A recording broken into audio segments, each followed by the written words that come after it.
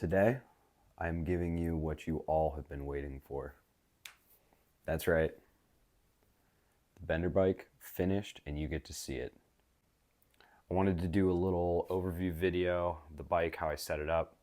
Unfortunately, I didn't have time to build it on camera and go through all my parts choices, and just had to make the trip. So let's go see how it turned out.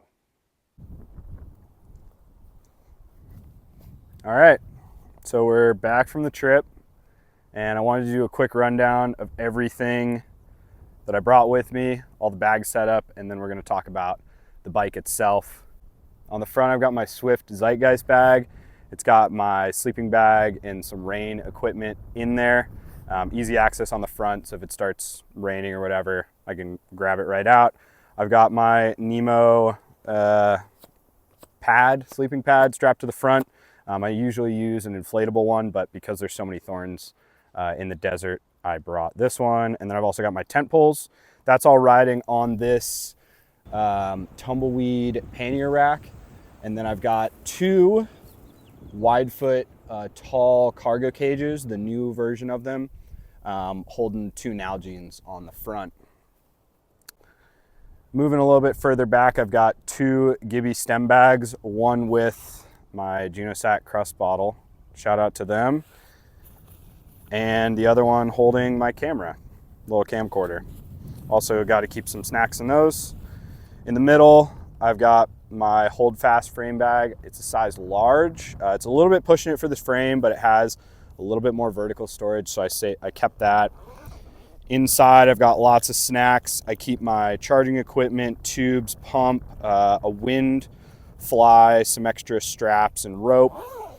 Above that, I've got my Moxie top tube bag, which I like to run further back just because it sometimes will interfere with the gibbies on the front. I've got tools and lights, extra straps, a bunch of random stuff, patch kits, that sort of thing. Coming on back, I've got another tumbleweed pannier rack with two Junior Ranger panniers on it. One of them I keep all my tent supply and a little bit of cooking equipment like my stove and burner stuff. And then in the other one I keep mostly my clothing and layers. It was set to get pretty cold at night, so I brought extra layers that I normally wouldn't bring. It was kind of nice to have them. And then on my saddle I run the Swift Ollie Pack. It's really great for expandable storage. Right now it's pretty small, but I keep all my MRE food stuff in here, my camp cup. It's nice to hang stuff from, so I hang my hat while I'm riding. And that's kind of where we're at with bags. I've also got two more Widefoot, or I've got one XL Widefoot cage on the down tube and then one water bottle cage inside the frame. I hold a knockoff insulated bottle because sometimes it's nice to throw ice in there and it stays cold on really hot days. And then an XL Nalgene on the underside. For this trip, I ran kind of overpacked because I was with Quinn and this is her first trip. I wanted to make sure that had all the creature comforts. On shorter trips, sometimes I won't run the large front bag. I'll run a smaller one like the Capstone. And then I won't run panniers. I'll just run the saddle bag, which tends to work pretty well for me. I've had a couple of different bag setups, but right now I was really happy with this one. The weight is pretty even across the bike right now, which I think with how the frame geometry is, it worked really well. I will probably at some point try the panniers in the front with no large bag and just see what that feels like to have the weight a little bit lower. I'm planning on probably doing a short trip here pretty soon when the snow melts up in the mountains. So now I'm gonna pull all the bags off the bike and then we'll have a chat about the bike itself. I need to stop you right there. Arguably the most important piece that holds this whole bike together and allows me to go bike pack are these straps right here, Titan straps. All different lengths, sizes. I know you saw them on the bike, but I didn't mention them. And I think that the most overlooked thing is often the most important. And these guys right here have saved my ass so many times. Arguably the most useful thing that's on the bike. I always keep extras in the bags. I mentioned that. Need to give a massive shout out to Titan Straps. They've been supporting the channel for a while, and I really appreciate it because these are super useful. I have a 10% off code right here. It does give me a little kickback, but they do not pay me to say any of this. I believe in this product. I think that it has a much better finish than your standard run-of-the-mill strap. So if you need some straps for your goodies, go get some Titan straps. Anyways, back to the bike. All right, so all the bags are off it. Obviously, you've seen the frame get built, so I'll skip over that for a minute. I'm running the Halo Gravitas wheels with their hubs in silver. I think they look really good. I tried to go with as many silver things as possible. From the wheels, I'm running GX drivetrain for now. That's probably going to change in the future. It's just standard 12-speed Eagle, 11 to 52. And then the cranks are the very secret cranks that we've been building. They're still unnamed. These are the first set of official, basically ready for production prototypes. We're going to be testing them for a little while before they come to market, but please let me know if you're interested in these. Comes with a 5-bolt spider with the 3-bolt SRAM like attachment system. Luckily, that patent is open to the public, so we can use that as an alternative if you didn't want to run it. I'm running the Stritzland 36 tooth. Yeah, Stritzland 36 tooth 94 BCD chainring. Makes great narrow wide stuff. Also running the Bergtech Mark V pedals. They were off of my mountain bike, and I really liked them, so I threw them on this bike. And they were still great. I ride in Vans, and they grip really well. So, oh, and on the wheels, I almost forgot. I'm running the Schwalbe Rick XC Pro tires in the tan wall. Supposedly, they're the fastest rolling, or right about the fastest rolling mountain bike tire. That's a 2.4. It measures more like a 2.9, which was kind of disappointing. I was hoping it would be a true 2.4, but you know, tire brands can never tell you what their tire is really going to be. On those wheels, I also have 180 centerline rotors from SRAM with the G2 brakes. They're G2 Ultimates, sorry. Carbon levers and fancy bits. They were on sale and they're silver, so ran those. On the frame, I talked about this before. I've got Widefoot bottle cages all over the place. I stripped it down, so you know, normally I probably won't have the cargo cages on there when I'm riding trails, but it's always good to have extra storage for stuff like Fireball or a couple extra beers. Again, we've got the tumbleweed racks, both of them in the pannier rack. One is the longer size, I think it's the front one, just because of how the fork is built and the bike is built to get them to be like the same level. The shorter one's in the rear, longer one's in the front. I forget what exact measurements, whatever. I've got Thomson dropper post, Thomson stem, Thomson top cap. Major shout out to them for hooking it up for this project. They've been a huge supporter of me as of recently, and I really appreciate it. Thomson makes some really great stuff. This is the Thomson BMX stem, so it's 22.2 clamp with the Doom bars in there. They're a little bit custom. They're based off of the Bikepacker's Delight. They have slightly more upsweep, and then I went with, I believe, a 3-inch rise. I just like a riser bar. On those bars, I'm running the ESI foam chunky grips, pretty standard. I like them for vibration dampening. They're super solid. I still need to find some silver end caps, so right now they're just the ESI ones. Got a wolf tooth dropper lever. Made in the USA, love Wolftooth, they make great stuff. And the SQ Labs, I don't know what they're called, but they're for like separate hand positioning. I ran them a little bit further in than I probably should have. I'm gonna try them right next to the grip on the next trip. I think that'll be a little bit more comfortable. Moving back, we got the Thomson Elite dropper post in a 150 mil, and I've got a Thomson seat post clamp in silver to match. Please harass Thomson to tell them they should make this post in silver because I think it looks so good. I've also got my old Brooks B17 saddle that I custom carved for some more thigh clearance because my thighs rub my saddle a lot. I've had this for 6 years, 5 years, something like that. A while. It's way older than that. Someone else rode it before me and their butt was bigger than mine and it got too skinny for them, and then I rode it and it was super comfortable and now it fits my butt. So I've also got this White Industries headset, looks super flashy with all the silver bits. And I think that's it. I think that's everything. Let me know if I missed something. But some of these parts were given to me, some of them I bought with my own money, all of them I chose.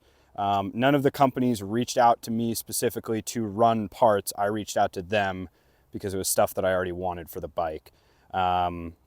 Everything here is something that I would choose, you know, given the opportunity to take it for free or not. So this is not a paid promotion by anybody on this company or by any company that is on this bike. It's just stuff that I'm really stoked on. And I chose a lot of the parts because I think they last a long time. GX drivetrain, tried and true. I've had it on dozens of bikes over the years. SRAM brakes are really solid. They're relatively easy to bleed and they have very few issues over time. Luckily I'm a mechanic, so I know how to bleed them, but you know, all the Widefoot stuff, he is local in town and he did help me out with this bike, but Widefoot makes some wonderful equipment. This is like, you know, top tier cargo cages. I love the Nalgene bottle cage. It fits a lot of water, so even on the trail, just going around town, I can have a full Nalgene with me. The tumbleweed racks were something new that I tried out. My boss at the bike shop has them on his bike and he seemed to really like them. Worth the money, in my opinion. They're super stable, got a great mounting system. They come with tons of hardware. I've got enough hardware to mount these to a completely different bike and cut the legs and change everything about them and not have to get new racks, which is super cool. I really appreciate that they do that. The wheel set has been proven so far to be pretty bomb proof. I haven't put it quite through its paces, but I wanted to try out these Halo rims. A lot of people have said that they're really solid, and honestly, for the weight and them being silver, worth it. So everything on this bike is what I chose to run. No one told me to run it. I built this bike specifically to be bulletproof for the future, and everything that I put on here was for a reason. So, yeah. Are we rolling? Yeah. Cool. I don't know how you want to start. Yeah, you tell me.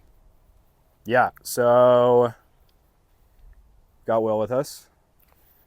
He built the bike. You know him. We just did a whole bunch of videos together. So if you haven't watched those, go watch them if you want to see how this bike got built. Really fun to be able to like film with someone else and watch someone else's process. It's completely different than anything I've ever done, but it was so worthwhile. And this project to me is the evolution of what the best bikes were back in like the 90s, the 80s, like hand-built frames. I've said this before, but I have that Kona Hot that was made by Teasdale. And like that bike was built forever. It has dents on it, it has scrapes on it, but like it just rides like a dream. And this is what I kind of feel that you're building in today's world. For sure. Yeah, I mean, we've talked about it a bunch, but like handmade bikes are a huge investment, but they're something that'll last you a lifetime. And, you know, the hope is that you build something that's very specific to you and what you want. And yeah, it's a great opportunity to just get a bike that can last forever and that you're not going to have to like replace year after year like a lot of bikes nowadays. So yeah, a handmade bike it's an heirloom, and it's something that you can just cater to your own desires and just ride forever. Yeah. For me, this was a super fun project. It's kind of the first collaboration I've done on this level, and so Max is the perfect person to do this project with. And you know, I think our kind of ideas of what bikes are and like how to ride them align really well. And so it was super fun just to be able to have him in the shop every day and kind of allow myself even too just to kind of get a glimpse inside my process to when I've had to explain something instead of just doing it on my own, it's good for me to kind of check myself and realize kind of what I'm doing. So it was super fun, and like, there was some good problem solving we had together, which was rad. It's always just cool to have another set of eyes in the shop, kind of seeing what you're doing. So, and ultimately we got to like together collaborate and make a really beautiful bike. So it was definitely a super fun project for me, and like, something I'd love to do with other people in the future. So yeah, it was. And again, we built something that is like tried and true to what I love. Bikes that ride on dirt, either touring, mountain bikes, gravel bikes, all that stuff. Like for me, this is what I love building, and I also just love building something that someone's going to ride for the rest of their life. So I couldn't be more stoked on like the partnership and how it worked out, and yeah, it was super fun. Yeah. Hell yeah. I had a comment about this being a frame that's coming out in production. It's not. If you're interested in this same bike, you can ask him. He will build it again, to your specs, to your size, whatever.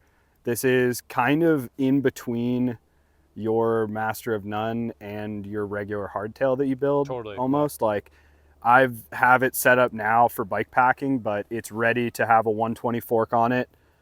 Take the racks off, take these little things off, and just go rip trails, which is probably what I'm going to be doing very soon with it. It's like this bike is built for all of my favorite types of riding. Afternoon loops on chiller trails are just not fun on a full suspension, and it just adds more enjoyment to cycling. And I'll never get rid of the bike. It's it's like, this is it right here. This is my forever bike. I say it all the time about trying to hunt down certain frames to build into something that I want forever, but this is my forever bike. It's built for me, it's built for my purpose, and it's gonna stay that way forever. Yeah, totally. I'm not growing anymore. So. No, yeah. As long as you're not growing, then you're good to go. Yeah, basically. Yeah, for sure. Hell yeah. Yeah, it's cool. I mean, yeah, I think it's really rad, and kind of to echo what he said, but just be able to build something that is super versatile and kind of fits within what you're really stoked to do. So the fact that we can swap out some parts and it can serve a different purpose, super cool. And again, it's like just, not having to buy two more bikes and just kind of make one bike kind of fit in the scope of what you like to ride. So it's cool to be able to like, and as a, for me as a designer and a builder, to kind of work within those constraints and try to like solve more than one problem at the same time is super fun. And yeah, it's a good challenge for sure. Where can they find your bikes? Yeah, so if you do want this bike or something similar or something totally different, my website is benderbicycles.com, and then Instagram as well, Bender Bicycles. Shoot me a message, shoot me an email. I do have some information on my website, but yeah, happy to chat through any projects anyone's thinking. I'll do full bikes is what I prefer to do, just to be able to, build something like this straight to you. Or if you just want a frame or frame set, we can do that too. So, but yeah, that's where to find me online, all the socials. Yeah, shoot me a message. Yeah. Say what's up. Yeah, for sure. Oh yeah, cool. Thanks, dude. I think we're done. Thank you. Yeah, super fun. That's it. It's so sick.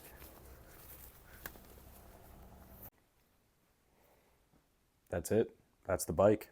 Was really stoked to show this off to you guys. I need to, again, thank Will so much for helping me put this bike together. Couldn't have done it without him. I think this series was a super, super cool look into a different side of cycling that I normally don't talk about. But I think it still rings true to the message that I want to put out there. Bikes should be meant to last, not something that should go into the landfill. And I think he's doing the right things, I need to give a huge, massive shout out to every company who's been supporting me and helped me put this bike together. Obviously, Bender for making this frame, Swift for supplying all the bags, Widefoot for the cargo cages and bottle cages. Huge help. Gotta hydrate. Titan straps holding everything down. And Fat Tire keeping me well fed, let's say. Nobody paid me to say anything. I need to make that very clear. I want to continue to show the side of cycling that I enjoy. That includes bike builds, spotlights of different companies doing cool stuff, local people, artists, and some fun riding in general. Coming up soon, we got the trip video that's going to launch. It's something completely different than anything I've done on YouTube, and I'm very excited to show it to you guys. It's taken me a lot of time to edit a lot of footage, but for now, I will say goodbye. Like and subscribe if you feel like it, if you like what I'm doing. If not, go somewhere else. I'll see you guys in the next one. Thanks for being here.